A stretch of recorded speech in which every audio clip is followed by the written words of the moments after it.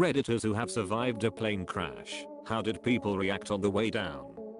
I was in an almost plane crash on a flight from Newark to Istanbul. Something didn't feel right as we were boarding, but I think because the flight next to us had just been cancelled, they got us on board and hoped for the best. Anyhow, about 1.5 hours over the Atlantic Ocean, something seems off. Then the pilot comes on saying there is a mechanical issue and they are not sure what's going on, but to prepare for a water landing. Everyone is confused, and it was dead quiet. It was also night time, so some people were asleep. Flight attendants start wandering the aisles more and more frequently, making us more worried, since we had no idea what was going on, and we didn't hear from the captain.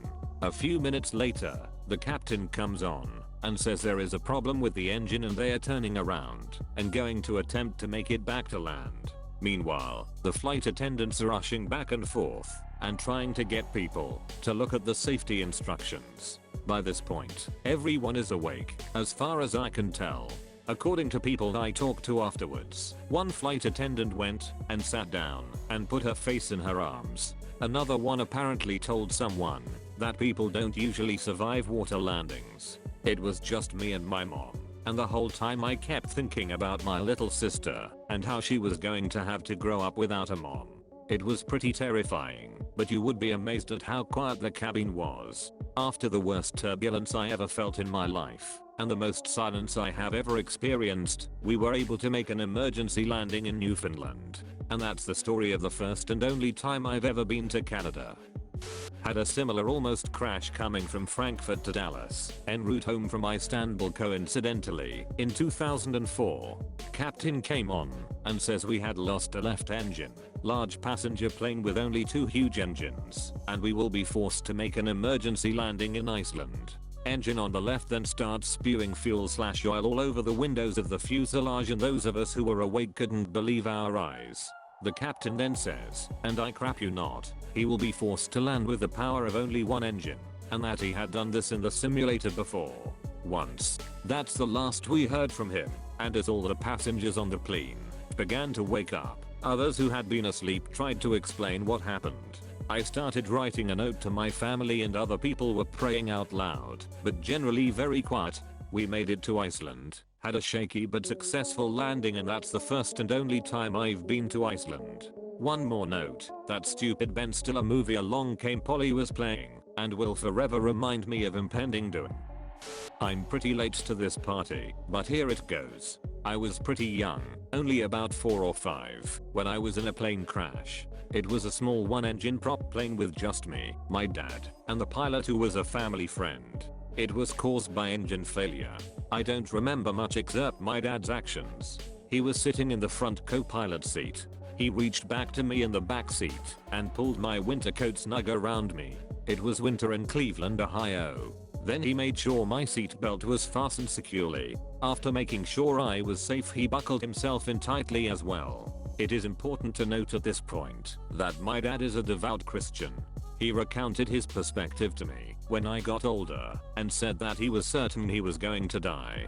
He said that he was quiet and praying that God would allow his son to live, even if he didn't. Both my dad and the pilot were knocked unconscious on impact and both severely injured. Dad regained consciousness first and heard me crying in the back of the plane. He told me that his first thoughts were a mix of panic and relief. He panicked, thinking the pilot was probably dead and he has to get out of the wreckage, but he has some relief because my crying meant I was alive. In the end, all 3 of us bet the odds and survived. Not really a plane crash, but an emergency landing. I was on a Southwest flight landing in Minneapolis. First thing that tipped me off that something was wrong was when I checked my phone and we were 20 minutes late and hadn't started our descent, nor had we received an announcement from the cockpit. There was nothing I could do, so I went back to reading my book. A few minutes later I saw something I had never seen before and hoped to never see again. The steward came running to the back of the plane where I was sitting at full speed with a look of panic on his face. A minute later the steward announced that our flaps wouldn't extend and that we would have to make our emergency landing in Min after we burned off some fuel. While we burned off fuel, they had safety briefings for those in emergency rows. Since I was in the very back of the plane and had an aisle seat. I would be responsible for opening the right hand door while the steward handled the left hand door. I had time to get a signal and text my wife. Most everyone else was doing the same. It was quiet in the plane. No one freaked out or panicked. During the landing they had us brace in crash positions. As for the landing itself, it was the smoothest landing I've ever had. The captain was a real pro and put the plane down with the lightest touch, even though he was way above his normal landing speed. On the way off the plane I saw him in the cockpit. He was soaked in sweat and you could tell he was physically and mentally exhausted. I think it was then that it sunk in for me just how much danger we really had been in. My landing made the evening news, and I saw it on TV that night in my hotel room. Funny thing was, a few months later I received a letter from Southwest denying any emergency took place on that flight. Edit. Many have asked me what I said to my wife. Basically I texted that I loved her and my newborn son with all my heart. I never text that kind of message, so she immediately asked what was going on. All I could reply was can't talk, bad stuff, and I text her on the ground. She told me she never wants to get a text like that again. It was the longest 20 minutes of her life before I texted on the ground. Felt like less than a minute to me though.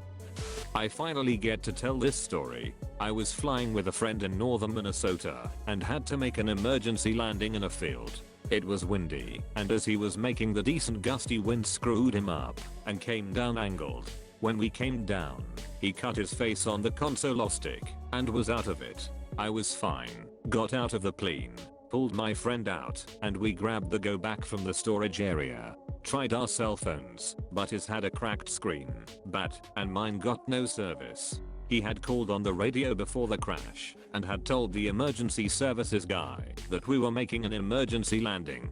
I got on the radio and called that we just crashed and my friend was hurt badly. National Guardsmen had to come get us. I wasn't so scared when he told me that we would have to make a landing, but was nervous. I had the jitters and had my eyes on my feet the whole time. When he told me the wind was too strong, I got scared. He couldn't get the nose back up and told me to brace. I had my hands on both sides of the plane. It was tandem style seating, and started praying. I was in a helicopter crash. Everyone was silent during the ordeal other than the pilot, who was like, everything is fine. Duck, crap, duck, nope it's okay, duck, duck, look for the lake to ditch. We were coming down from a mountain cabin flying by sight when fog rolled in. The pilot started swaying left and right to find something to get a bearing in the whiteout, and he found something. The trees. I will never forget going from total dizzying whiteness to cedar tree branches pressed up against the plexi window, the sound of chop chop chop, the smell of Christmas, smelled like fresh cut Christmas tree I swear, and then the loudest horn ever, and a big red light on the dash that said stall. I was in co-pilot seat. Somehow we managed to spot a rock by the lake and the pilot slammed it down hard, but amazingly nobody hurt, and the smoke from the engine never turned to flame. We were damn lucky, and that pilot didn't fly in BC again. He flew power lines in AB after that, where one doesn't have sudden whiteouts. I was in a commercial jet that fell from cruising altitude. It was a small jet flying on a now defunct airline. We had just started the descent when the plane tilted and then dropped out of the sky. Nose was pointed nearly straight down. I was sitting in the aisle. People were screaming, yelling out, but I can't remember the words. All kinds of crap was flying through the cabin and the flight attendant was nowhere to be seen. My brother and dad were in the seats behind me. I remember thinking about how sad my mom was going to be, and then looking out at the window at the ground. After what seemed like an eternity, the pilot was able to regain control, and the plane started to right itself again for about 15 to 30 seconds before starting another uncontrolled descent. It was more terrifying the second time around. The ground was far closer. I was certain that I was going to die and looked over at a blonde woman about my age sitting next to me. We hadn't spoken the entire flight, but I reached out in some impulsive desire for human contact at the end, and we held hands as the plane fell out of the sky. I can remember looking at her face briefly. She was crying. As the ground started approaching, and you could make out things like trees and houses, I felt a sense of peace fall about me. Death seemed to be certain, but I didn't care. It seemed like it was going to be quick and painless, but I remember being surprised that it was going to all end this way. Then we started to feel the pilot struggling with the plane, and it started to right itself again, and for a second time the plane pulled out of the dive. It was still incredibly bumpy and people were crying and screaming out at every round of turbulence. Everyone was waiting for the next and final dive. When we landed, the young woman and I were still holding hands. People were dead quiet. What was surreal was that the flight attendant got on the microphone when we reached the gate and thanked us for flying on that crappy ass airline and hoped we would fly again. They brought a bus out and one of the pilots came out with us. He didn't say a word, but his knee was shaking uncontrollably. To explicitly answer your question, Op, some people scream and panic in those last few minutes. Others seem to accept the inevitable. In the moment it seems like there isn't much that you can do. It's all in the pilot's hands. I hate flying now. Plane didn't crash, but I sure as hell thought it was going to. I was flying back from Colorado back home to New Jersey. Plane started to descend quickly in the middle of the flight. Everyone looks around confused. Flight attendant is talking to someone on the phone/P pointer system, then immediately sprints to her seat and buckles in. Oxygen masks drop down. More confusion. Then everyone freaks out and puts the masks on. Plane is still dropping quickly. I look around to see kids are crying. I see an older couple holding hands and a man listening to something on his headphones. Apparently there is a channel on the radio where you can listen in on the captain's radio. I'll listen in and hear the captain refer to all of us as 100-something souls on board. I think that was the scariest part for some reason. I'm sure it's normal to refer to people as souls, but in that context it was haunting. Ended up having to emergency land in Chicago. Never found out why the plane malfunctioned, but we all got free drinks on the next flight. I was flying to Iraq and the C5 caught fire. Some electrical problem and smoke started to fill the cabin. A C5 is a huge bird, and it's also weird because you fly facing the back. So the cabin is filling with smoke and we are somewhere over the ocean. The whole time I'm thinking we have tons of weight in war machines in the belly, and if we hit water we are sinking immediately. Some Air Force guys are walking around the cabin and tell us to reach in the pocket in front of us to grab the oxygen bags. I was expecting a yellow cup that resembled a muzzle, but I pull out a red bag with an elastic band around the neck area. I place it over my head and pull the string, then my eyes start burning like hell. As far as the reaction from us soldiers, we were in the 82nd Airborne Infantry, so we were used to jumping out of airplanes and wanted parachutes. But obviously they didn't have that many. We were all pretty calm, this being our second deployment, the first to Afghanistan no more than 2 months prior. We were all pretty much expecting death at any moment, and were joking around. I think a few of the guys were playing keep away with the airbags. We ended up making an emergency landing in Spain at an Air Force base and had to stay for 3 days while they repaired the bird. The entire time we were on lockdown because the Air Force didn't trust infantry soldiers from the 82nd lol. When I was in my crash last summer, no one said anything until the pilot said something right before the wing started to hit trees. The cockpit was silent except for the sounds of the wing, the prop hitting the ground, and the crunching of sheet metal when we ended up in the trees. Upon stopping, the silence was broken when the "everyone okay" questions started. We forced the door open, got our gear out, and walked back to the shack next to the runway. Pilot was very unhappy. Their personal plane was totaled, but we all walked away. My buddy and I were so hopped up on adrenaline though, it was strange. I wasn't sore until the next day, and an ER visit saying low back strain was my worst result. I'll end by saying, if you can be in one and walk away from it, do it. Beats the crap out jumping out airplanes or being shot at. I was involved in a ground loop that we both walked away from and the plane remained undamaged. However, it was very close to a crash with substantial damage and injury. A friend of mine took me up in a borrowed Ironka Champ, which is similar to a J3 Cub in that it is a tube frame aircraft with fabric covering and a tail rigger as well. Flight was totally fun and fun. However, on landing the pilot's airspeed on final was about 70 miles per hour with a right crosswind of about 10 miles per hour.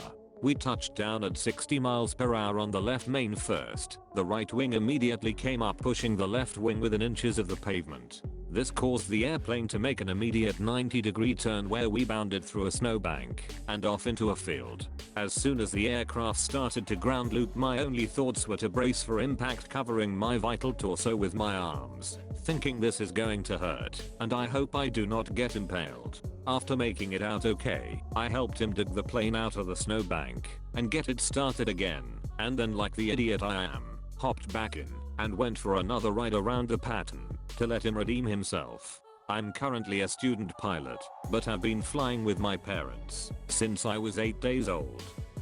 I wasn't in a plane crash, I was in hot air balloon crash, not as dangerous as a plane. We spent ages up in the air. We kept trying to land at an oval or somewhere safe, but the wind picked up as we were flying and blew us into dangerous areas where we couldn't land. The pilot, I think that's what they are still called, told us that we might run out of fuel if this keeps up, and he would see what he could do to get us safely down. This continued for a while, and we ended up all crouching down in the basket as he got the balloon as low as he could as the fuel ran out. We ended up crashing into the top story of a house in the suburbs and scraping most of the tiles off the roof. Someone almost fell out. Luckily the house slowed us down, and that street was open enough for the car that had been following us to grab the drop rope and pull/winch the balloon down safely. No one was hurt, thankfully, but scared the crap out of everyone. Unsure if I'd ever go on a balloon ride ever again. I've been in 3 plane crashes, mostly on the runway. My dad has been in many more. 2 in one day, once. Granted, one of them, he was in a helicopter.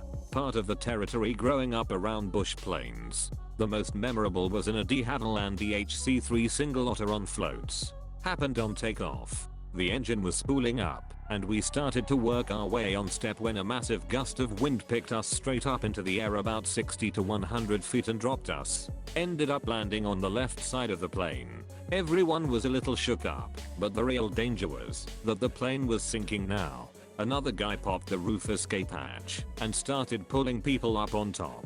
Luckily this happened right around dinner time on a busy lake.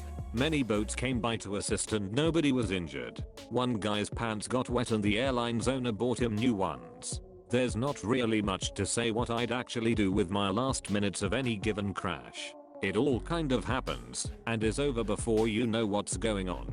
It's a little different when you're up front, but even then, unless you're actively on the controls, you can't do anything. Just accept it and be ready to act when the tumbling is over. I'm probably too late for this, but I'll share anyways. I was in a plane crash. We crashed while on the ground. I was 9 years old and flying as an unaccompanied minor back in '99. So this was the first flight of the morning, leaving out of a Colorado airport in December. It had snowed the night before and the roads were pretty icy. All was fine though. They de-iced the plane and we left the gate only 10 minutes later than we should have. We get into position on the runway for takeoff, and the pilot begins taking off and getting up to speed. Instead of leaving the ground, however, we slide off the runway at full speed. Everyone was screaming and losing their crap. I actually followed the damn procedures outlined in that stupid manual they tell you to read, and put my hands on the seat in front of me, with my head between my arms. Once we came to a stop, our wheel was dug into the ground and we were tilted, with one of the wings dug into the ground. Not really a crash, but plane accident all the same. My story is an almost crash. Flying back after Christmas from rural Victoria to Brisbane. The first leg was a twin-engine beach from memory, seated about 9 people. I was young, about 15, and I was one of 2 or 3 people on the flight. The pilot let me sit up front in the co-pilot seat as I was in the Air Cadets at the time and heavy into aircraft. About halfway through the flight I notice a few engine warning lights start to flash. Then an oil pressure alarm started going off. The pilot glanced over at the right-hand engine, just as there was a bang and oil started pissing out of the engine cowling, and over the wing. The pilot quickly shut the engine down as it started to smoke. Says we have a small problem but it's fine. Alarms are going off everywhere. The other passengers are aware we have lost an engine, but other than that, none the wiser. But I can see what appeared to be a Christmas tree of alarms. The pilot radios in and diverts to the closest airport and calls in the need for an emergency landing. The closest airport was about 20 minutes away. I was starting to freak out a bit as the pilot fought the aircraft on one engine. As we get closer, I glance over at the pilot and see he is filling out a ducking maintenance form, strongly worded. Even at 15 I couldn't help but laugh at the situation. Fast forward to the landing, he nails a touchdown, and we all get off. Pilot buys us lunch, while a maintenance crew looks at the engine. Turns out it was a cheap valve or something that had failed. About 2 hours later we were cleared to fly and finish the trip, albeit quite nervous. TLDR, plane blew an engine. Pilot fills out maintenance request form as we made emergency landing, and then bought us lunch. Thanks for watching. If you liked this video, hit like, get subscribed, and tell us if you have ever been in a similar situation in the comment section, and support the original writers with upvotes. Links in the description box.